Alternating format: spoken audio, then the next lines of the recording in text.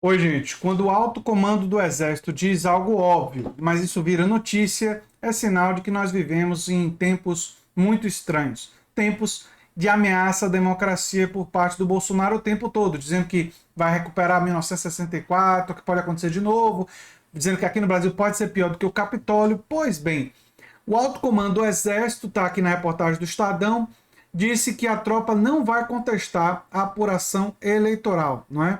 E que isso pode reduzir o impacto da auditoria das urnas de votação pedida pelo presidente. O Estadão apurou, né, que em uma reunião do alto comando do Exército, que aconteceu em Brasília, os generais se colocaram de acordo sobre o respeito ao resultado das urnas, minimizando o papel da auditoria sobre o sistema eleitoral, no qual alguns militares participam. O colegiado mais influente, formado por 16 oficiais generais e pelo comandante-geral do Exército, indicou que vai seguir o rito de obedecer o resultado. Falaram que vão ter obediência. Tem outros detalhes assim na reportagem que eu vou destacar para vocês. Aqui eles falam que vão obedecer e tal, né, que essa auditoria pedida pelo Bolsonaro vai ter um caráter meramente técnico, não é? Então eles falam sobre isso, eles falam que vão obedecer o resultado divulgado pelo TSE, não é que o candidato vitorioso terá o respeito e a obediência dos militares e que o alto comando não vai caminhar numa direção golpista, isso foi reafirmado lá. E aí vem os fatores. Né? A reportagem do Estadão apurou que tem fatores de pressão nacional e de pressão internacional, incluindo aí oficiais militares dos Estados Unidos, do Parlamento Europeu, o governo Joe Biden teria se posicionado. Tem uma ironia meio que a gente não pode deixar de apontar, de que o golpe de 1964 foi apoiado pelos Estados Unidos, o golpe civil militar de 1964, e que agora os Estados Unidos se colocam contra esse golpe, essa ameaça golpista na atualidade, fundamentalmente por uma dinâmica interna dos Estados Unidos. Ou seja, o Joe Biden, ele conviveu com o golpismo trumpista, o Trump ainda é uma liderança poderosa no Partido Republicano, então combater um aliado do Trump no Brasil, que é o Bolsonaro é aliado do Trump, e combater o autoritarismo no Brasil é uma necessidade, algo que está sendo pressionado, ele está sendo pressionado pelos diplomatas, pelo Senado, a fazer isso. E ele próprio entende que é necessário fazer isso. O Bernie Sanders, inclusive, articulou uma resolução do Senado que iria imprimir punições e sanções ao Brasil caso o Brasil enveredasse por um caminho antidemocrático. O Parlamento Europeu, da mesma maneira, então existe toda a pressão internacional. Existe também a pressão nacional. A mídia corporativa predominantemente é contra qualquer intenção golpista. As grandes corporações empresariais, em sua maioria, parecem se posicionar contra, embora algumas aliadas do Bolsonaro acho que não iam falar nada. E na sociedade civil e na sociedade em geral, não existe grande apoio à atitude golpista. Então, o cenário é diferente, né? O cenário é outro. Né? O PL, né, o partido do Bolsonaro, ele publicou um documento, né, dizendo que teriam vulnerabilidades nas urnas e ventilaram a possibilidade de manipulação, né, mas o TSE reagiu rápido, determinando uma abertura de investigação e chamou as conclusões da legenda do PL mentirosas. Então, o PL pode sofrer alguma coisa com relação a isso.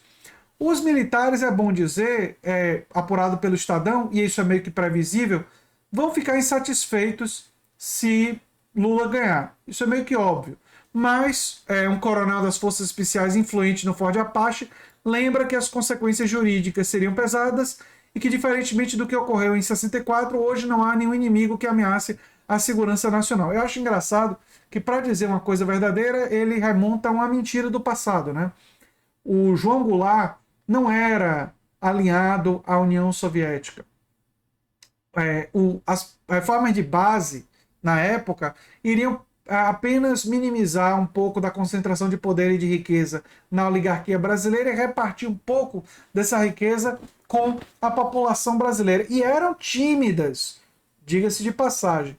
Então passavam longe de uma agenda socialista ou comunista. Mas, enfim, ele reativou aí que na época existia o Medo Vermelho. Sim, o Medo Vermelho foi usado para se realizar um golpe civil-militar, mas não tem respaldo a ideia de que o governo João Goulart representasse isso. O que pode se dizer da época é que as forças de esquerda estavam de fato crescendo no Congresso, né? E que elas apresentavam um projeto diferente do projeto de direita, mas não era um projeto que ameaçasse a soberania do país. Isso daí é discurso de golpista de 64. Enfim, foram perguntados sobre defecções e tal. Ele disse que seriam casos isolados, mas não teria nada orquestrado de forma ampla, não é? Enfim, é isso que nós podemos dizer sobre isso, né? O Bolsonaro, a reportagem lembrou que o Bolsonaro continua com seu golpismo, continua ameaçando as eleições, mas é positivo perceber que o alto comando do Exército está se posicionando de forma contrária a isso. Eu vou tecer agora alguns outros comentários sobre a importância da defesa da democracia. Gente, sem sombra de dúvidas, o Bolsonaro tem objetivos autocráticos, objetivos autoritários. Ele já deixou isso muito claro várias vezes. E ele só não conseguiu caminhar para um autoritarismo maior porque ele foi freado nessas ambições pelo Congresso, pelo Supremo Tribunal Federal, pelas instituições, a opinião pública, a mídia. Ou seja, tiveram muitas forças aí que frearam ele na ambição autoritária. Embora, vale a pena dizer, que as ambições de uma agenda contrária aos interesses populares, isso daí foi capaz de avançar e foram feitos cortes na educação, na saúde, o teto de gastos foi mantido e só foi furado agora com a medida eleitoreira da PEC do estelionato eleitoral. Não é? Foi aprovada uma reforma da Previdência que acabou com a aposentadoria dos mais pobres. Não é? Vários ativos brasileiros foram vendidos a preço de banana.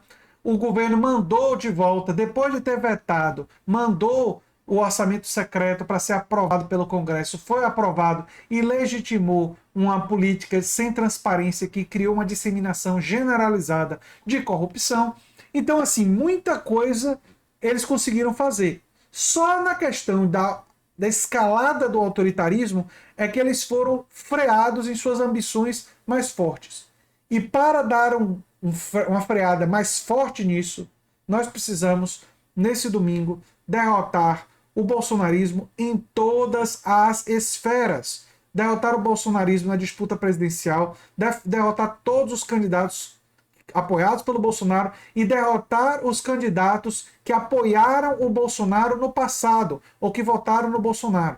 Porque esses são oportunistas e são pessoas que apoiaram um projeto neofascista e por isso precisam ser derrotados. Esse é o compromisso fundamental que nós temos que ter na hora do voto com a democracia. E eu peço que vocês compartilhem esse vídeo para a gente não se acomodar diante da decisão, diante da divulgação dessa fala do alto comando do Exército, mas sim lutar permanentemente pela nossa democracia, não apenas pela democracia que temos, mas pela democracia que queremos ter. Uma democracia mais profunda, mais substantiva, eu gosto de dizer, uma democracia ampliada.